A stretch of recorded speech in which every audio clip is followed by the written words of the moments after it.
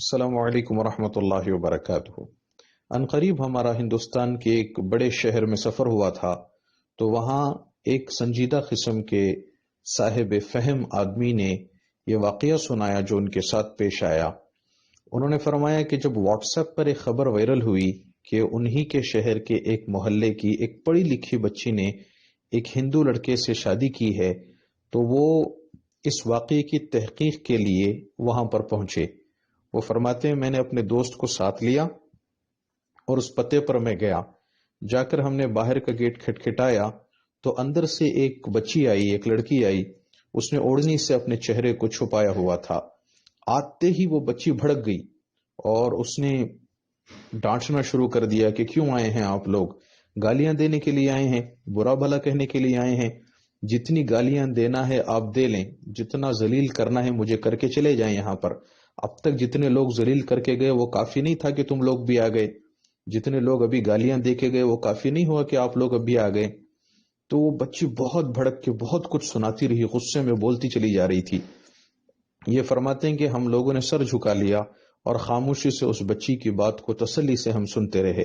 جب اس نے بات پوری مکمل کر لی تو ان صاحب نے کہا کہ دیکھو بیٹا، عمر کے حساب سے تم یا تو میری بیٹی کی عمر کے ہو یا میری بہن کی عمر کی ہو، تو ہم لوگ یہاں پر گالی دینے کے لیے نہیں آئے، آپ کو برا بھلا کہنے کے لیے نہیں آئے، بس اتنا معلوم کرنا تھا کہ کیا یہ بات صحیح ہے کہ آپ نے فلاں ہندو لڑکے سے شادی کر لی ہے؟ تو پھر غصے سے بھڑک گئی اور اس نے کہا میں نے شادی کی ہے، یہ بات صحیح ہے، میں کیا کرتی پھر؟ اس نے پھر آواز دے کر اپنی دو بہنوں کو بلایا اور بلا کر کہا کہ دیکھیں میری عمر اس وقت 32 سال ہے، یہ میری بہن ہے، اس کی عمر 30 سال ہے، یہ میری دوسری بہن ہے، اس کی عمر 28 سال ہے، کون ہم سے شادی کرے گا؟ یہ کہہ کے پھوٹ پھوٹ کے وہ رونے لگی۔ پھر اس نے کہا ہمارے پاس آفرز ہیں، بایو ڈیٹاس آئے ہوئے ہیں لڑکوں کے، اتنے ڈیمانڈز ہیں اپنی کمیونٹی کے لڑکوں کے، اتنے ڈیمانڈز ہیں، وہ ڈیمانڈ ہم پورے نہیں کر سکتے۔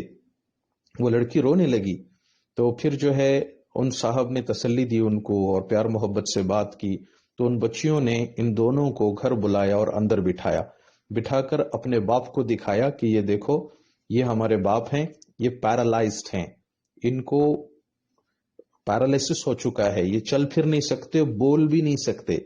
کہا ہم جب چھوٹی چھوٹی بچیاں تھیں اس وقت ہماری ماں کا انتقال ہو گیا تھا، ہمارے باپ نے ہماری پرورش کی خاطر دوسری شادی نہیں کی، انہوں نے جو کچھ کمایا تھا، جو بچایا تھا، اس کے میں خاص گھر انہوں نے بنایا تھا، وہ گھر بھی ہمارے باپ نے بیچ دیا تاکہ بچیوں کی پڑھائیاں مکمل ہو۔ گھر بیچ کر کے ہمارے باپ نے ہم تینوں کو ایجوکیٹڈ بنایا ہے۔ لیکن جتنے لوگ شادی کے لیے آتے ہیں، کوئی کہتا ہے ہمیں 4 AC چاہیے، کسی کو کار چاہیے، کسی کو پیسہ چاہیے۔ پھر اس بچی نے اپنے چہرے سے کپڑا ہٹا دیا اور کہا دیکھو دیکھ کے بتاؤ کیا میں بدصورت ہوں، کیا میں بری ہوں، کیا میں کالی کلوٹی ہوں؟ مجھ سے خاتون کہتی ہے کہ ہم جہیز میں تھوڑا کمپرومائز کر سکتے تھے لیکن تمہارا رنگ کم ہے اس لیے ہم زیادہ مانگ رہے ہیں۔ تو بچی بولتی ہے چاچا آپ بتاؤ کیا میں کالی ہوں، کیا میرا رنگ کم ہے؟ کیوں اس طرح کے کھیل کھیلے جاتے ہیں، کیوں اس طرح کی باتیں کی جاتی ہیں؟ یہ کہہ کے وہ تینوں بچیاں رونے لگی۔ پھر اس بچی نے بتایا کہ ایک خاتون آئی تھی رشتہ دیکھنے کے لیے، وہ پورے گھر والے آئے ہوئے تھے، انہوں نے مجھ سے پانی لانے کے لیے کہا، جب میں پانی لے کے چل کے آئی تو وہ خاتون مجھے دیکھ کے کہتی ہے کہ تمہیں دیکھ کے لگتا ہے کہ تمہاری چلن سے معلوم ہوتا ہے کہ تم کنواری نہیں ہو۔ یہ کہہ کے پھر روئی بچی۔ وہ کہتے کیسے کیسی تکلیفیں ہم نے برداشت کی ہیں، کیسے کیسے حالات ہم نے جھیلا ہے۔ پھر اس نے کہا، پھر انہوں نے ان کو تسلی دی اور یہ پوچھا کہ بیٹا یہ تو بتاؤ کیا تمہارا اللہ پر ایمان ہے؟ تو تینوں بچیوں نے کہا ہاں چاچا ہمارا اللہ پر ایمان ہے۔ پھر انہوں نے کہا کہ تم اللہ کے نبی صلی اللہ علیہ وسلم پر ایمان رکھتی ہو کہ آپ آخری نبی ہیں؟ انہوں نے کہا ہمارا اس پر بھی ایمان ہے۔ کہ موت کے بعد زندگی ہے، اس پر تمہارا ایمان ہے؟ انہوں نے کہا ہاں چاچا ہمارا اس پر بھی ایمان ہے، ابھی بھی ہم ایمان پر قائم ہیں۔ تو انہوں نے کہا بیٹا تم کو تو اللہ تعالیٰ نے جنت کی شہزادیاں بنا کر پیدا کیا ہے، اللہ نے تو تمہیں جنت کے لیے پیدا کیا ہے، دنیا کے حالات تو یہ آگے پیچھے ہوتے رہتے ہیں، آتے رہتے ہیں، اس پریشانی کی کوئی بات نہیں ہے۔ پھر اس بچی نے بتایا کہ جب سے یہ واٹس ایپ پہ یہ خبر وائرل ہوئی ہے تو جو لوگ یہ بڑی خوشی کے ساتھ واٹس ایپ پہ پھیلاتے ہیں نا وہ اس کو ضرور سنیں۔ اس نے کہا کہ جب سے یہ واٹس ایپ پہ خبر وائرل ہوئی ہے نوجوان لڑکے روزانہ میرے گھر کے پاس آتے ہیں اور ایسی گندی گندی گالیاں دے کے جاتے ہیں، اتنی گندی گالیاں دے کے جاتے ہیں کہ ہمارے کان سن سن کے پک گئے ہیں۔ پھر وہ لڑکی نے بتایا کہ کچھ نوجوان آئے، انہوں نے بہت برا بھلا کہا، ہمیں بہت برا بھلا کہا، یہاں تک انہوں نے کہا کہ تم تینوں بہنیں آؤ، کپڑے نکال کے راستے پہ لیٹ جاؤ تاکہ ہندو آئیں اور تم سے اپنی ضرورت پوری کر کے جائیں۔ تو پھر ایک دوسرا گروپ آیا لڑکوں کا، انہوں نے بھی کچی کچی گالیاں دی ہمیں کہ تم نے ہندو کے ساتھ شادی کی تم نے۔ تو میں نے ان سے کہا کہ نہیں، میں اس سے شادی نہیں کروں گی، چل یہ بتاؤ کہ تم چاروں میں سے کون میرے ساتھ شادی کرنے کے لیے تیار ہے؟ تو مسلمان لڑکوں نے ان بچیوں سے کہا کہ اس بچی سے کہا کہ تو ہمارے ساتھ شادی کرنے کے قابل ہی نہیں ہے، تو دھندا کرنے کے قابل ہے۔ تو آپ بتائیں ان بچیوں کے اوپر کیا گزری ہوگی۔ تو پھر وہ جو صاحب گئے تھے انہوں نے اس بچی سے پوچھا، بیٹا یہ تو بتاؤ کہ تمہارے اس ہندو لڑکے سے تعلقات کب سے ہیں؟ تو وہ لڑکی قسم کھا کے کہتی ہے کہ چچا میرا اس لڑکے سے کبھی کوئی تعلق نہیں تھا، میں خود گئی آفس میں، وہ میرے ساتھ کام کرتا تھا، میں نے خود جا کر اس لڑکے سے کہا کہ میں تم سے شادی کرنا چاہتی ہوں۔ تو وہ ایک دم سے پریشان ہو گیا لڑکا، تو اس نے کہا کہ میں نے کبھی آپ کو اس نظر سے دیکھا نہیں۔ تو میں نے اس سے کہا کہ لیکن میں چاہتی ہوں کہ میں تمہارے ساتھ شادی کروں۔ تو اس نے کہا مجھے آپ 3 دن کا ٹائم دیں۔ تو اس نے 3 دن کا ٹائم لیا اور پھر 3 دن کے بعد آ کر اس نے کہا ٹھیک ہے میں آپ سے شادی کرنے کے لیے تیار ہوں، لیکن اس شرط پر کہ آپ میرے مذہب کو نہیں چھیڑیں گی، میں آپ کے مذہب کو نہیں چھیڑوں گا۔ تو اس شرط پر پھر ہماری شادی ہوئی۔ تو آپ بتائیں اس میں لڑکے کی کوئی غلطی نہیں، میں نے اپنی مرضی سے خود اس سے شادی کی ہے، وہ اچھے اخلاق کا لڑکا ہے، میں خوش ہوں اس کے ساتھ۔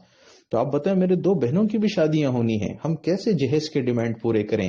ہم کیسے لوگوں کی طرف سے آنے والے جو تانے ہیں اس کو سنیں؟ کیسے یہ جو مانگ رہے ہیں اتنا پیسہ روپیہ اس کو ہم کیسے ادا کریں؟ وہ بچی پوچھ رہی ہے کہ وہ رونے لگی، تینوں بچیاں سارے قصہ کو سنا کر۔ تو پھر وہ جو صاحب تھے انہوں نے کہا بیٹا فکر نہ کرو، ہم آپ کا ساتھ دیں گے۔ کیا کریں؟ سب سے پہلا کام یہ کرو کہ تم لوگ یہ گھر خالی کر کے کہیں اور شفٹ ہو جاؤ۔ اس بچی نے بتایا دیکھیے ہمارے ابا تو پیرالیسس ہیں، چل پھر بھی نہیں سکتے، بول بھی نہیں سکتے، ہمارا کوئی دوسرا گھر بھی نہیں ہے، ہم جائیں تو کہاں جائیں؟ تو پھر انہوں نے ان سے مشورہ کیا اور کہا کہ اپنے جو ہندو شوہر ہیں، ہسبینڈ ہیں، ان کو کال کرو، وہ کہاں ہیں؟ کہا وہ ڈیوٹی کر رہے ہیں، چنئی میں ہیں، جاب کر رہے ہیں۔ تو پھر ان کو کال کیا، کال پہ بات کی، کانفیڈنس میں لیا، انہوں نے بھی کہا آپ ہمارے بھائی ہیں، اتنی تمیز اور اخلاق کے ساتھ کسی نے اب تک ہم سے بات نہیں کی ہے، آپ جو چاہیں کر سکتے ہیں، آپ کی بات ہم مانیں گے۔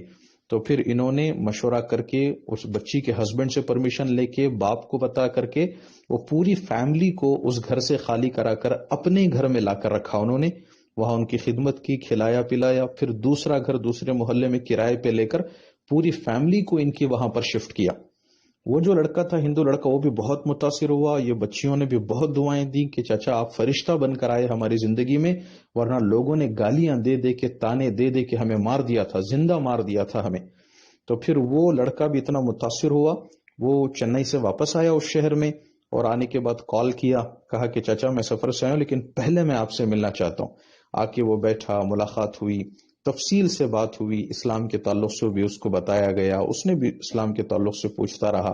اس نے کہا چچا مجھے پہلے سے ہی اسلام بہت زیادہ اچھا لگتا ہے، تو پہلے ہم نے اس شرط پر شادی کی تھی کہ میں اس کے مذہب کو نہیں چھیڑوں گا اور وہ لڑکی میرے مذہب کو نہیں چھیڑے گی، لیکن میں مسلمان ہونا چاہتا ہوں۔ تو انہوں نے کہا تم جلدی نہ کرو بیٹا، جو کام جلدی میں کیا جاتا پھر وہ جلدی ہی چھوڑ بھی جاتا ہے، تم جاؤ اچھی طریقے سے سوچ سمجھ کر، اگر دل میں بات ہو تو پھر آنا۔ پھر وہ لڑکا چلا گیا اور 3 دن کے بعد پھر اس نے خود سے کال کیا، بولا نہیں چچا میں نے بہت سوچا اس کے اوپر، اسٹڈی بھی کی اور میری بیوی سے بھی میں نے مشورہ کیا، میرا دل یہ چاہتا ہے کہ میں اسلام قبول کروں، کل جمعہ کا دن ہے، پوتر دن ہے، آپ کہیں گے تو میں آ جاتا ہوں، آپ مجھے کلمہ پڑھا دیں۔ تو پھر اگلے دن وہ بچہ آیا اور جمعہ کے دن اس کو کلمہ پڑھایا، اللہ کی توفیق سے پھر وہ ایمان میں داخل ہوا۔ پھر ان بچیوں کا نکاح، اس بچی کے نکاح کی تجدید کی گئی۔ نکاح کیا، وہ تو نکاح ہوا ہی نہیں تھا، غیر کورٹ میرج ہوئی تھی، تو ان کا نکاح پڑھایا گیا۔ تو یہ دیکھیں نا، اس کے ذریعے سے الحمدللہ وہ بچہ بھی اسلام میں آیا اور ان بچیوں کی بھی عزت محفوظ ہوئی۔ تو کرنے کا کام یہ ہوتا ہے، سنجیدہ لوگ شہر کے جب اس طرح کی خبر پہنچیں تو جائیں، عزت سے بات کریں، پیار محبت سے بات کریں، ان کی پریشانیوں کو سنیں، اور مسجد کے کمیٹی کے لوگ، محلے کے جو ذمہ دار لوگ ہیں وہ یہ فکر کریں کہ ان کی اس پرابلم کو کیسے سالو کیا جائے۔ یہ نہیں کہ سب لوگ فارورڈ کر رہے ہیں، لوگ جا کے گالیاں دے رہے ہیں، ان کو ذلیل کر رہے ہیں، یہ کوئی حل نہیں ہے۔ اور یہ جو جوڑا جہیز اور یہ بھیک منگنے کا جو سسٹم ہمارے سوسائٹی میں رائج ہو چکا ہے، اس کو ختم کیا جانا چاہیے، اور جتنا ہو سکے سادگی پر شادیوں کو لائیں۔ ورنہ قوم تو برباد ہوتی چلی جا رہی ہے شادیوں کے پیچھے، ان اخراجات کے پیچھے اور جوڑے جہیز کی اس لعنت کے پیچھے۔ کتنے لوگ کام کر رہے ہیں اس کے خلاف، لیکن اس کے باوجود بھی اس سے ہماری جان نہیں چھوٹ رہی ہے۔ اللہ کرے کہ کچھ ہمیں سمجھ آ جائے اور ہمارے قوم کی بچیوں کی حفاظت کرنا ہمارے لیے آسان ہو۔